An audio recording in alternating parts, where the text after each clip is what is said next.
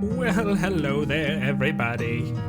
Here we are, ready for another episode of MellieBell Picks a Spell. I just like how that sounds. That's why we're doing this. Now, anyways, with me, just like last time, is Izzy, who is, of course, she plays Mellie on Rare Drop Roleplay, Ancient Relics, and Hokey Religions. Riku, welcome to the chat, my friend. So, one reason why I really like doing this is because I really like your process for how you go about choosing a spell. You and I both approach this topic differently, and I always like to expand my own thinking by trying to learn how someone else will go through it. So, welcome to my TV, nice. So I tend to take, I'll just go through mine first. I tend to take the process where, for me, if I don't find the mechanics of something or like the strategy of something interesting, I know that's going to not have the same, I'm not gonna have the same level of enjoyment. So I usually pick something that sounds interesting there, and then I'll kind of like, I heard on a Dungeon Dudes episode recently that they'll like reverse engineer it sort of, and then I'll find like what kind of personality traits would they have and this and that. But you think of your character concept first, and then you find mechanics that will represent it. And so it's kind of like you're gonna end up sort of in the same spot because you're gonna somehow find a way to mesh the roleplay and what your character can do. But at the same time, it's kind of, I just find it interesting to look at it from another point of view, and I actually really like your process for how you go about doing that. So, yeah. Okay, so I guess a little bit of spoilers. So if you haven't caught up to current with Ancient Relics and Hokey Religions, this is your warning. I'll give you the thumbs up when we're done. So if you want to mute, now is the time. Mellie has seen some stuff right now. I feel like there's been a lot going on. So what, like, she just saw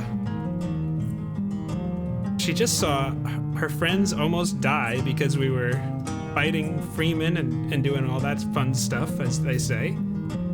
And now, I'm so curious what her mindset is. So if your spoilers are over, I think, at this point. Mellie's mindset is more so now for if she can buff the party more, which I know she can already do with Aid and Bless, but then also she can do for offense, right? Because defense is protecting, offense is fighting. I think she might pivot a little bit more towards that. Okay. Because I know she played a role in the last episode, keeping people from going down completely, but it didn't feel like enough, and she doesn't like feeling like helpless. So I definitely think she's probably going to be looking at something a little bit stronger to either help the team more or to be able to have something a little bit stronger for offense. Very interesting, because I know we've also talked about the possibility of retraining something to be able to pick two things. I don't know if you've thought more about that, since we did talk about it or I texted maybe Tuesday or Wednesday, something like that. And I know you said you would think about it. I'm curious what your thoughts are there. I'm just going to go out on a limb and guess you haven't decided yet. Well, so the three that you texted me about, what was it? Aid, Cure Wounds? I actually did throw Cure Wounds on there just to grab your attention a little more than I thought you actually would choose that. But and then what was the third one? I can't remember. Prayer of Healing. Right, okay, so I think Mellie likes Aid too much to actually give it up, because for 8 hours, anytime she heals them, she can not only heal them to their max, potentially, but past their max. And then if she does happen to cast it after someone's gone down, then it's, they automatically get 5 hit points, and then she could hit everyone with another heal, and they would go up even further. Sure. the issue with getting rid of cure wounds. Okay. Part of it was just to see what you would say, but I wanted to grab your attention a little bit because it's like, trust me when I say I feel like you have healing down. Outside of being able to like raise the dead, which actually is an option for you this level. But those were that. I just wanted to be like, what do you think about that? And like I said, I always tell you, like, go tell me to go take a hike if you want. That's fine. No, I appreciate having like a sounding board to bounce things off of, and you definitely helped me get the cogs turning to be like, well, maybe she could do even better with a combination of not just healing, but then something else. So that's the Divine Soul Sorcerer really has that ability to shine. Yeah. I think almost all the spells that I've had have been from one list. I don't think I've actually taken from the sorcerer list yet. Have I? Well, I think you have. Josh on the sub. No, it's not a speed run. No, this. I think you have Ray of Frost, and then. Yes. Actually, I'm gonna just pull up your spell sheet because that might be helpful. I'm looking at this, so let's see. Actually, we can just switch to this, I guess, at this point. So this is Mellie here. And yeah, Ray of Frost she's got. I know it might be a little... If she doesn't make a choice by 6 minutes, well, I'm probably going to be waiting. Might be disappointed, Evan. Yep, less cure wounds. That's level 1's all cleric. Level 2 is all cleric. But Sleet Storm is sorcerer, so she's just starting to dip into a little bit of some of the other stuff. So now, okay, so the 3 cure wounds, aid, and prayer of healing. So if you remember actually from the last episode of MellieBell Picks a Spell, you had said, ooh, mass healing word sounds interesting. And so I said, well, you can twin. If you wanted to twin, what's his face? Healing word, you could still hit 2 of us. And so I think when it comes to cure wounds and prayer of healing, I think you're sort of in the same boat. Because you could just twin a level 2 healing word and do the same thing. So let's take the last one you did, which was right after the Freeman fight. And I know at that point Vale was only down one hit point. And I don't know how was Mellie doing at that point? After the first fight with Freeman, you were saying? The first one where Mac tried to kill Freeman and it didn't go so great. Oh, poor Mac. He's had a rough go of things. He has. It's like, oh, I'm gonna attack Mac. Oh, that's another crit. It's like, oh, come on. It's always Mac. It's always Mac. Always. I actually don't think Mellie had lost anything at that point. Because she didn't really get involved. It's interesting. So in that case, what was a prayer of healing does what, 2d8 plus your mod, I think. Yeah. So if you did a level 2 cure wounds and twinned it, you could have healed Mac and Echo. So it's one of those things where prayer of healing is a great spell. If you look at a game like Critical Role, right, where they have a party of typically 6 or 7 people in their group, that's when it's like, oh man, does that get really... you get a lot of bang for your buck there. So that was just something I wanted you to consider. You know, your casting time on that is 10 minutes. It's basically like lets you take a short rest almost in a way, but for 10 minutes to get some health back in you. It's a short rest. It's a short rest. Yeah, it's a little breather. Like I said, still a great spell. It's just one of those things where you might have some overlap here. But I wanted to get your thoughts on that, because this, Mellie is your character, and that's, at the end of the day, you have to be satisfied with what she can do, how you feel about her, if you feel like it's being true and authentic to who she is. And like I said, that's really what it comes down to at the end of the day. Yeah, so I definitely think in terms of retraining, Mellie would definitely go with the prayer of healing, just because it takes so long and everything the party has done. It's been like, we gotta go. We gotta get out of here. Like, we don't have time to take a short rest. Like, we really have to move. I feel like anytime it's been, okay, we're gonna take a short rest, like, there's time to take a full short rest. And then people can just use their hit die. Healing in 5e, if you're gonna be the healer of the group, it's a very satisfying role as support character, but at the same time,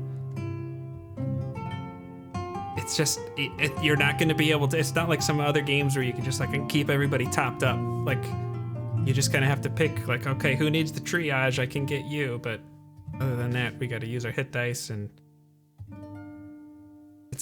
but I think with Mellie's personality, she's like, no, I can do it. No, like, I will be the strongest healer you've ever seen. Yeah, if Mellie could, she would just shield everyone, like, magically with a force field. She'd be like, no, nothing's getting out, no one's getting in, but you guys can get your attacks out. Yeah. So yeah, I definitely like the idea of retraining prayer of healing in place for something, but that means that I have to pick 2 spells, so I hope everyone's ready for a long night.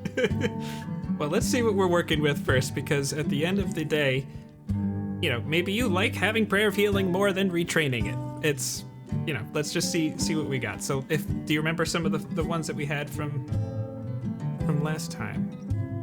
Globe of Invulnerability. Not quite yet, Josh.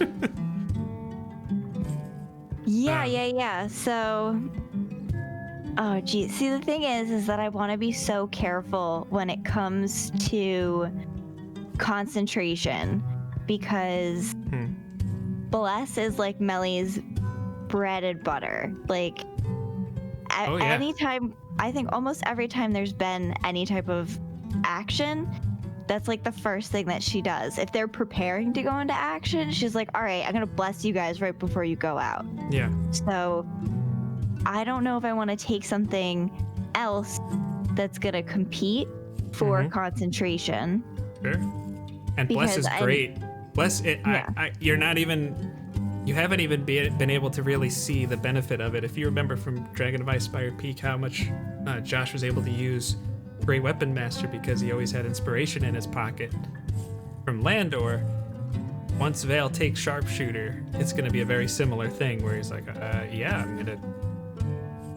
I'm doing Sharpshooter because I have that D4 in my pocket. It helps kind of like offset the penalty. So this is great. Yeah, so I'm a little hesitant to take something that would compete for my concentration, unless there's some way that I can concentrate on 2 spells, but I don't think that's allowed ever. No, I've toyed around with specifically for sorcerers a meta magic that would let you do that, but it's like, in order to maintain it, it just drains sorcery points every round, kind of a thing, but it's not fully fleshed out with, and that would also need Josh to approve it. I was thinking something along the lines of, like, if you're concentrating on 2 spells, they just last half as long. Okay. Well, Josh is in chat. See what he thinks about that idea. He's like, can't break the game, guys. Yeah, definitely don't want to be a little too OP when it comes to this stuff. Still got to be a fun challenge. Exactly. Okay, so you said you want to it sounded like you wanted to either support better, or you said offense. Now, when you say offense, because in that fight, she saw a fireball. Is that? But I know you got the ice thing going on a little more, so I don't know what your thoughts are there. I really do want to keep Mellie with like the snow, wintry, ice theme, but I think putting a little bit of just like, like blue flame, it burns. It's a clean burning flame. That's why it's blue. Okay. So if we do go down the offense route, are you considering it? I am considering. Oh, wow. Okay. Custom ice ball spell. You know what, Evbo, you got a pretty good point there. So, but I also do think that it would be more in line with what Mellie wants to do if there was another type of buff that she could give to the group. Okay. I don't know of any off the top of my head, but let's take a look. Beacon of Hope would be in that line, but that would take your concentration, so... Yeah. Bestow Curse does not sound like what you're thinking. There's always Counterspell. Oh, you casting Fireball? Counterspell. That's intriguing. Dispel Magic. That is intriguing. So it can cancel, like, any spell attack too, right? So yeah, so it takes your reaction. So, and the trigger, let's see, is when you see someone casting a spell. So you attempt to interrupt a creature in the process of casting a spell. If the creature is casting a spell of 3rd level or lower, its spell fails and has no effect. If it's casting a spell of 4th level or higher, you make an ability check.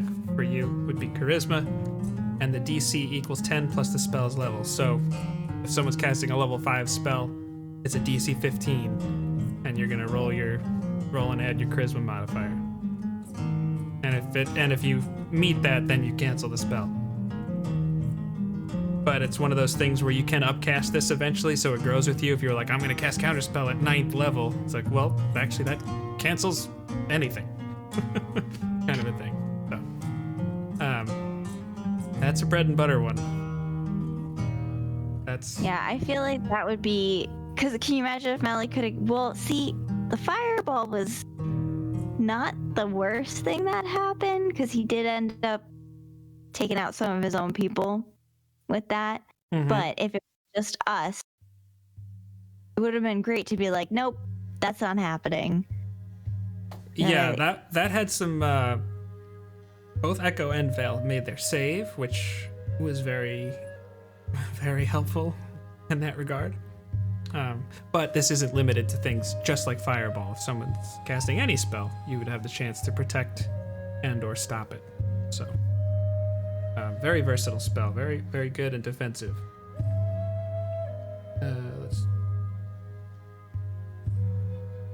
That's a good point, Riku. Sometimes debuffing opponents can be just as valuable as buffing party members, but it does depend on your character and what choices she would make as well. Absolutely. Yeah, and Josh brings up a good point. Remember, if we had both failed our saving throw, we would have taken 28 fire damage each. So, the fact, just as a side note real quick, we didn't fail a single saving throw, and we missed maybe one total attack the entire time. Frankly, I think we're very lucky that we're all still around. So, I'll just put it out there.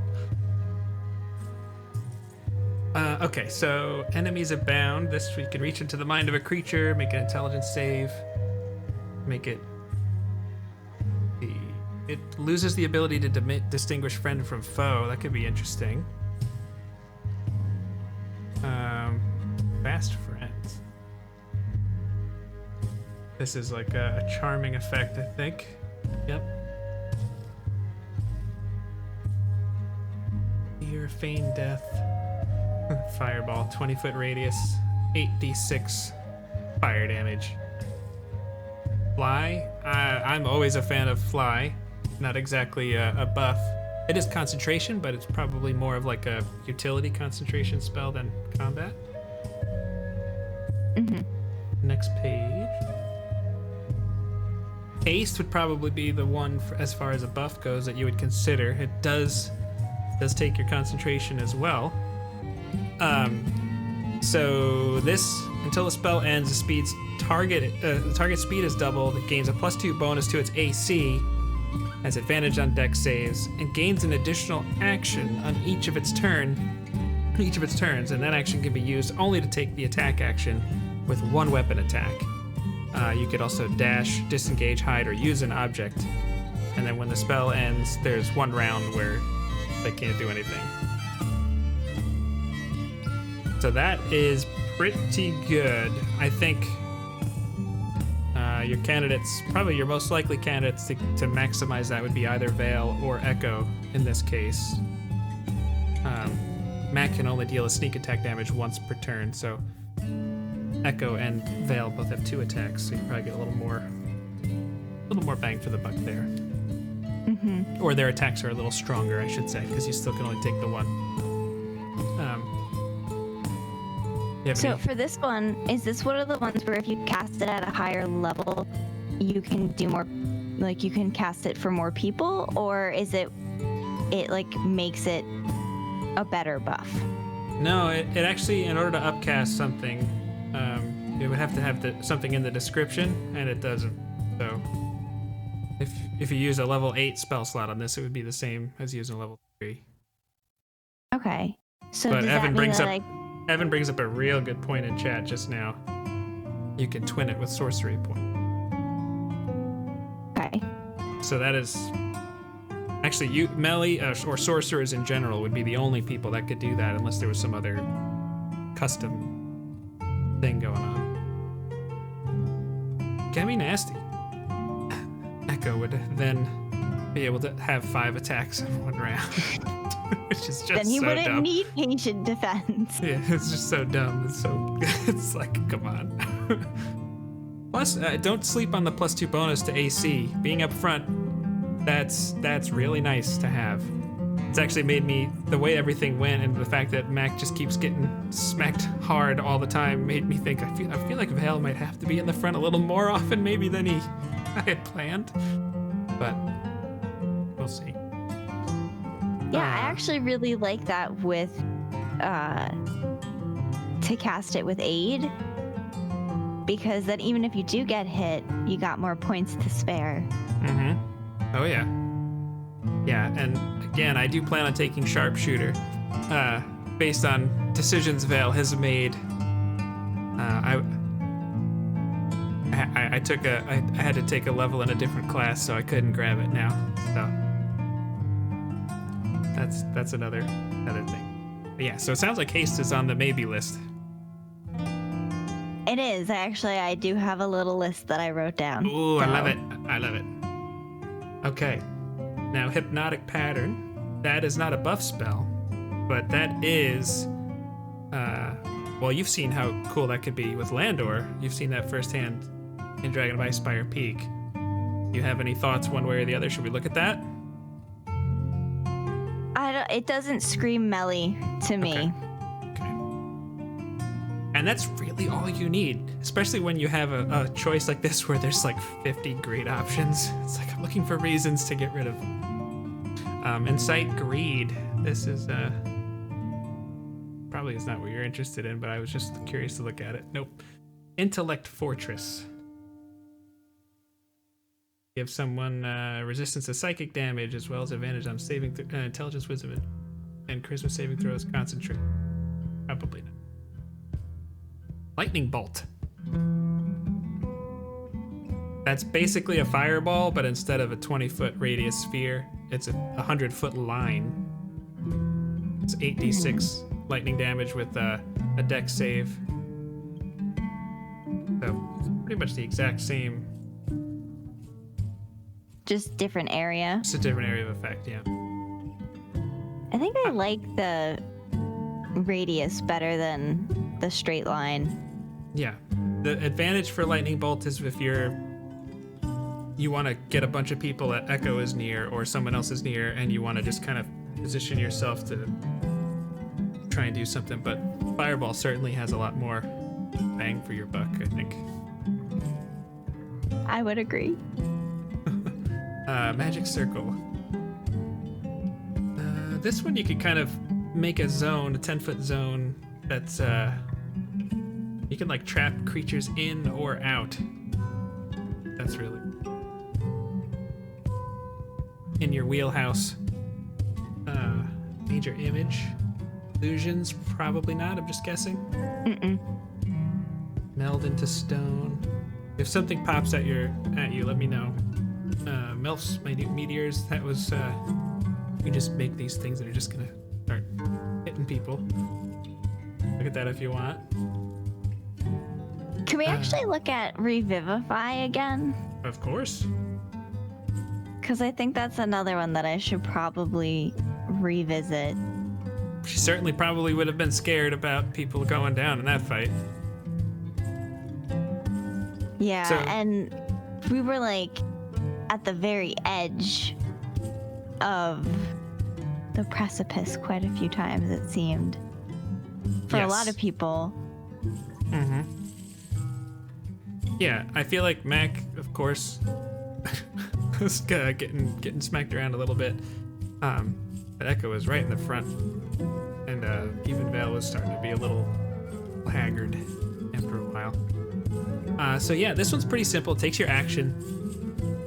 If you touch a creature that has died within the last minute, you bring them back to life with 1 hit point. So it can't be something where they died of old age, and it doesn't restore missing body parts or anything like that. So if like something like made someone explode, this isn't gonna fix it.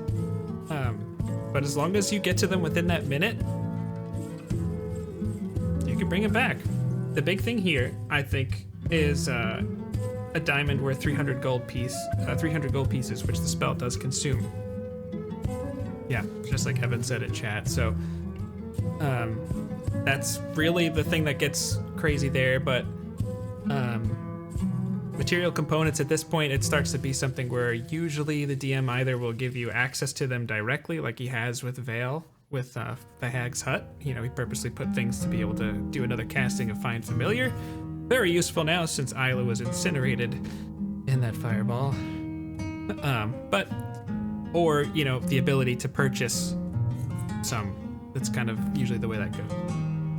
This one might not be something you can do right away, unless again there's some other thing going on. But I mean, it screams Mellie from everything I know. I would think.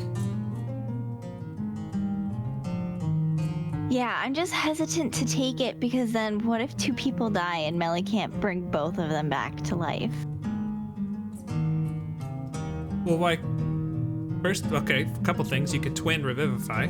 Oh, you can? But what? So you would have to have 2. Okay, all right, never No, mind. I think you'd still need 1 diamond. I think that's just, I mean, that'd be up to Josh to rule on. But I would say you're just, the power of the sorcerer is taking magic for 1 and splitting it. Okay. But also, in a minute, I mean, changes as long as you have spell slots, too. I mean, like if say Vale dies, and you go over and you raise him up, and then 2 rounds later, or Vale dies, 2 rounds later, Mac dies. You could, as long as you get in that minute timer, you're okay. Okay, all right. And you could put that in the spell storing ring in case Mellie dies, and then Vale could come over and pick you up. That is a great point. It would be like this also would probably free you up to use that last 3rd level spell slot. God forbid something happened. That reminds me, I think Michael was talking about how with Landor, he was always nervous to use that last slot because he was like, well, what if someone goes down and I need to... Oh, man. That ring is going to come in handy. Oh, yes. It was one of those things where I was just reading. I was like, oh my God, I really hope we get one of these. Because you could pop one of those and a couple healing words in there or something and you're good. And yeah, Evan brings up another good point that just gives Josh more license to kill us, so be careful. I'm just kidding. Oh boy, I hope not. Yeah. You know Josh well enough to know that the game is the game. Whatever you pick is what you pick. So Yeah. Revivify is great. Then you have something like Sending, and I know we had fun with this as Daisy with the Sending Stones. You see Critical Role, and so much fun that's been used with it. But think about this right now. So Mellie could check in with her sister or her family if she wanted to. She could get information from, say, Val's like, I need you to talk to my brother. Tell him you know me and blah, blah, blah. Or Echo says, can you ask my sensei? Or Mac wants to talk to his father. Or, maybe we're going somewhere, but we want to know there's like a couple courses of action. You could all of a sudden now start to make us more efficient in things. It's one of those things. It's like, it's Sending. It's that doesn't do anything cool. Like, it's not like dealing damage, but like, yes, but it's still really useful,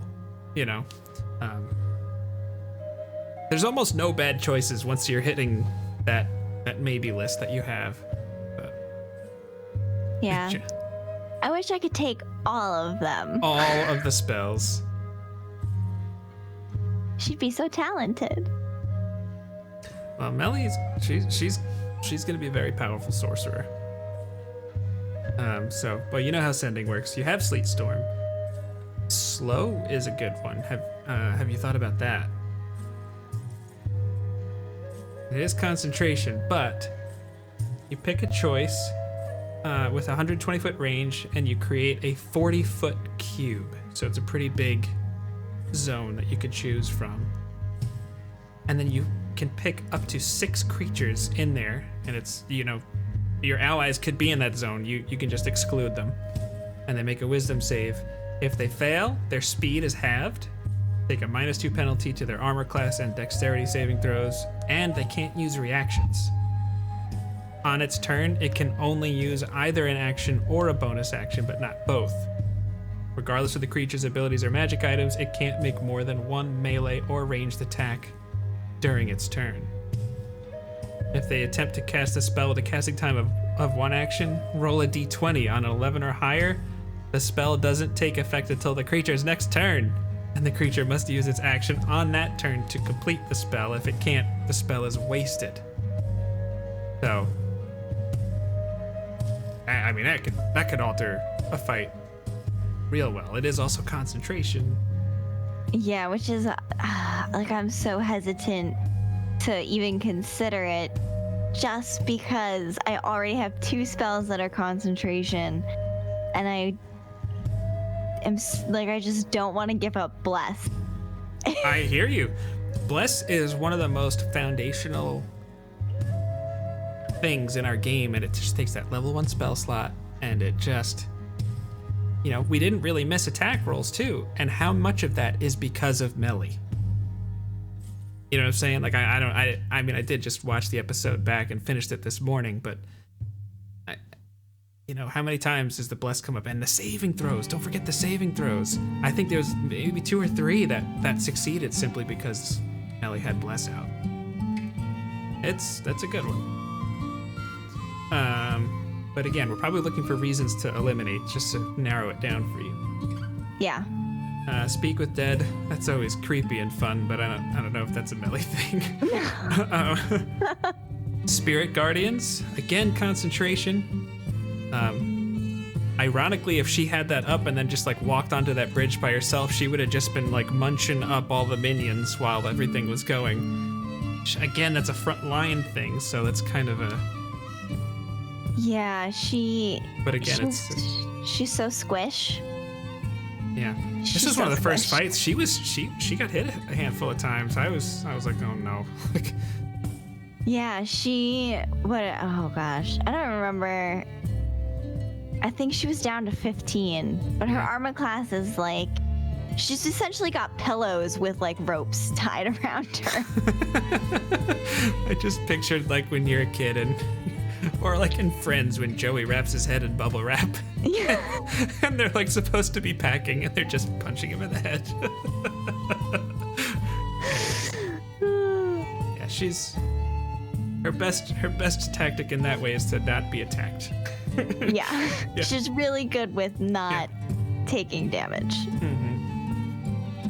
But Evan brings up a decent point too with the potential lore implications. Like that could just be like she's just a spiritual being, kind of a thing. Spirit Shroud. I know this is a new one. I forget every time. All fourth spirits of the dead. Probably not right there. Which flit around you for the spell's duration. There it tells when you make an attack. Okay, so that's more of an attacker kind of a thing. Thinking Cloud. Doesn't feel like Mellie very much, but it's basically like a fireball radius, and it has the potential to incapacitate, again, concentration. It reminds me of the dust.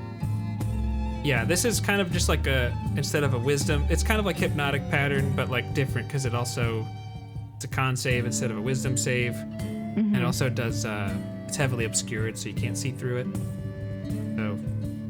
And on Hypnotic Pattern, if they fail once, they just fail and they're done. Here, they can keep, every round, they can keep coming. Okay, Thunderstep. You've seen Ford use this on Critical Role. Yeah, let's look at that one. That's an interesting one, actually. For some reason, like I never was even thinking, wasn't on my radar. And for some reason right now, I was like, oh, I wonder if she'd be into this. So you teleport yourself to an unoccupied space you can see within range. It's got 90 feet. So you have a 90-foot teleport. Immediately after you disappear, a thunderous boom sounds, and each creature within 10 feet of the space you left makes a con save. 3d10 thunder damage if they fail, half if they succeed, standard stuff there. But the thunder can be heard from up to 300 feet away, so you're gonna make some noise. But you can bring along objects as long as their weight doesn't exceed what you can carry, and you can also teleport one willing creature of your size or smaller who is carrying gear up to its carrying capacity. Creature must be within 5 feet of you when you cast the spell, and there needs to be space for them to appear in. So could she potentially take both Echo and Mac? It's in the name, halfling, right? It's half and half is one. Yes, math. The math supports this. The math seems to check out. But that's kind of if we're on each other's shoulders. Yes. But yeah, I mean, this is one of those things this is on that list that could be like, that would be really cool. Teleporting could be very protective and offensive. It's like both. I feel like I could see Mellie using this to like run into the field, grab someone, and get out. Yeah, like a field medic, right? Like this person went down. Say Echo goes down, for example, and even if he's dead, Thunderstep, bring him out of danger. Next round, Revivify, and now he's also you're both also 90 feet away. Yeah. So that's really nice. But yeah, Thunderstep is fun. Oh, there's so much to think about. There is. Tidal Wave. This has water, so I don't know. I mean, this could be ice adjacent, you know? 120-foot range. You conjure a wave of water that crashes down on an area within range, and the area can be up to 30 feet long and 10 feet wide. So as far as game terms, that's a 2x6 zone. That's huge. Yes. Each creature in that area makes a dex save. On a fail, they take 4d8 bludgeoning damage, and they're knocked prone. Half damage, of course, if they succeed and they're not knocked prone. And then water spreads out across the ground in all directions, extinguishing unprotected flames, and then it vanishes. So, this is one of those things where, again, if she was up, actually no, it's 120-foot range. She could have. Echo is standing there after. There was one point in the fight where Echo knocked out a bunch of people. Mac had retreated, and then he went back to the statue kind of in the middle. And as people poured in to go after him again, you could have been no, wham, and then just blasted this whole range of people with this tidal wave. So Again, there's really fun options. Oh man, see now I'm already thinking about what I want to take. Like if I take now, what I'm gonna want to do later. Well, don't forget next level you're gonna have access to level 4 spells, so it gets worse from here. Actually, to be fair, Great. there is a level 4 spell called Ice Storm, which is basically Sleet Storm but damages things. So I don't know if that affects your thinking for this level or not. Oh my gosh, I feel like I'm at the Cheesecake Factory. Yeah, there's a lot, especially at level 3, and from the cleric list and the source. This would be hard enough if you were just taking from the sorcerer list. I did it to myself. You I was did. like, this sounds like a good idea. Let me do this. The other ones here, tongues, I think that just lets you understand any spoken language. Bale actually just took comprehend languages, so I don't know if that's really something to worry about. Wall of water could be interesting. Create a wall of water on the ground. You can make it up to 30 feet long and 10 feet high, or you can put a ring around 20 foot in diameter. Any range attack that goes through has disadvantage. Fire damage is halved if the fire effect passes through the wall to reach the target. Spells that deal cold damage pass through the wall, cause the area of the wall they pass through to freeze solid. So That's so cool. it is pretty neat. I think some of the wall spells a little later might be a little more fun. But I think again, water with the ice, it's kind of fits the theme for here. So, and then water breathing, kind of self-explanatory. Water walk, also kind of self-explanatory, at least in concept. Yeah. So what are you? I know you've been writing your maybe list. What are we thinking? Oh no, I don't know now. Take the list and throw it away. I don't know. I can't make decisions. No, it's one of those things. We can look at a few again if you'd like. I think. Okay, so I'm fairly set on retraining Prayer of Healing. So that means I can pick 2. It does. So that doesn't help that much. It helps. You literally have twice as much options that you can choose. I'm trying to. I know. This is how statisticians skew results. I know you get that as a stats person. My list is only 1, 2, 3, 4, 5. So there's 3 that I need to decide if that's what she would take. But I also need to consider, like, if she's giving up healing, then okay. I think I'm making decisions.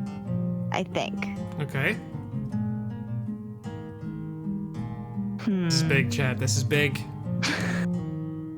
So I think in place of Prayer of Healing, she's gonna take Revivify.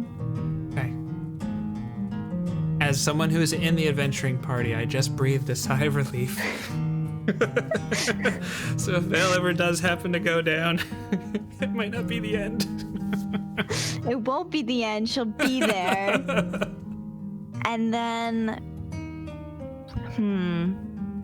So what else? So I'm guessing now there's 4 others you're choosing between. yeah, I think I'm gonna wait.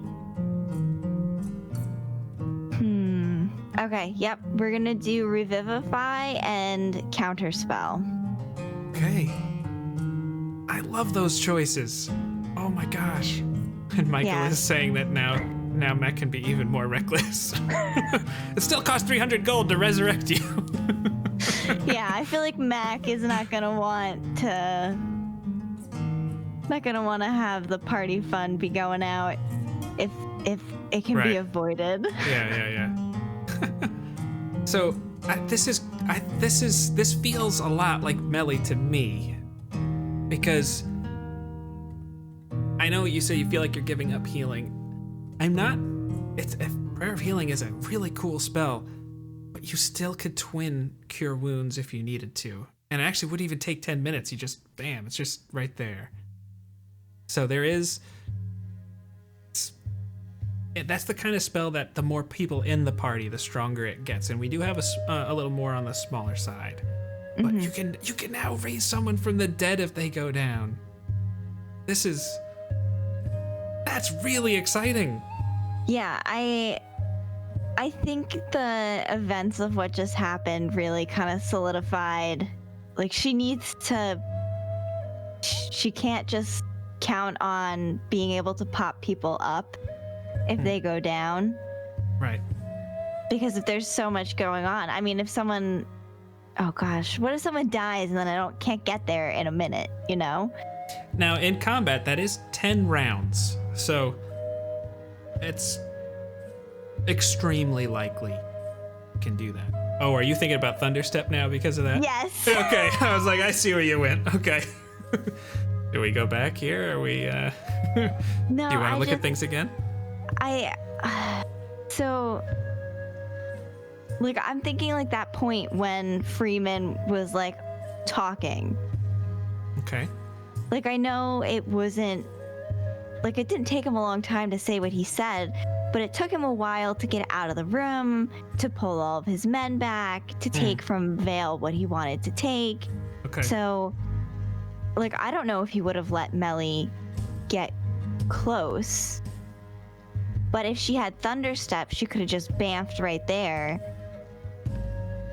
And that's true, because she would have, on that map, I mean, Vale was able to teleport, which obviously was really useful, but you'd have to go all the way around. Or just try and jump over the lava, which she was considering. Oh my gosh, could you imagine? By the way, like, just like touching lava gives you like 10d10 fire damage. Oh man, that would have been something. It's a good thing that she didn't need to jump down, but yes it is. Yes it is. Yeah, so we'll see what actually happens. I'm definitely gonna take Revivify, but I'm still torn between Counterspell and Thunderstep. So We'll see. We'll see. Sure. Okay.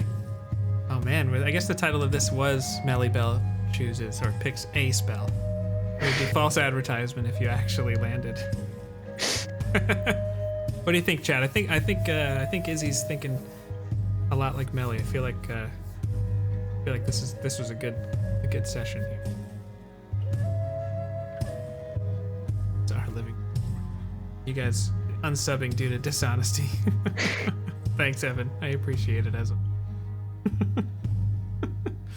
Well, anyways, is there anything else you'd like to tell us about what's going on with Mellie or anything like that? Nope, people just have to tune in to see. Yeah. So if you're watching this on YouTube, this is from our Ancient Relics and Hokey Religions gameplay, and that is streamed on Sunday nights at 7 p.m. Hey, Riku, thanks for the subscribe, my friend. Sunday nights, 7 p.m. Eastern Time on twitch.tv/raredrop. You can also, on our channel right here, we have a playlist with all the past episodes that you can catch up on if you want. But you're welcome no matter what. And yeah, just like it says down on the bottom, like, comment, subscribe, do all the things. And like Josh always says at the end of our episodes, be kind to each other, because it's worth it. All right? Take care, everybody.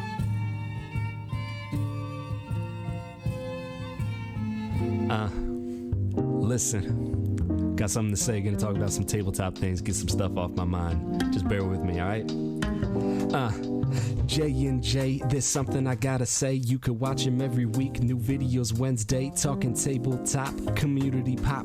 All the GMs send us DMs so that we could talk shop. Got the how-tos, the playthroughs, everything on YouTube. You know I got a view, and they even got a Twitch too. Oh man. So so you could like, comment, subscribe to the channel, watch the group discussions and listen to the panel. Got the class intros in Dungeons and Dragons, fight night winners claim the rights and start the bragging. I spy a peak Thursday night of every week, so pick your spells, pick your feats, favorite backgrounds, athlete. That's a joke, you gotta watch the videos. Do links to coffee for you. It's true that we do all the things that we do, and the J is for Josh, but the J is for Jake. For goodness sake, play that Dungeons and Drake. Oh man, I just hope that you guys know that this isn't serious. This is me just having some fun, and maybe we'll use it in a video, maybe we won't. But links in the doobly-doo. Follow us, like, comment, and subscribe. And if you want us to do more silly things like this, then you just let me know in the comments. So everybody have a great night. Like, comment, subscribe. Follow us on all those links in the doobly-doo, and stay safe. Have fun in your games.